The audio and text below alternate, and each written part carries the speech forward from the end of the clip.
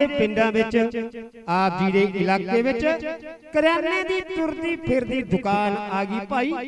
लो जी करियाने दा हर तरह का समान ले जो, जिवें लूण मिर्च मसाला हल्दी चाह पत्ती काली साबण हरी साबण चिट्टी साबण भांडे मांजण वाली साबण नहाउण वाली साबण सर्फ कोलगेट बुरश जीरा हर तरह का करियाने का समान ले जाओ भाई।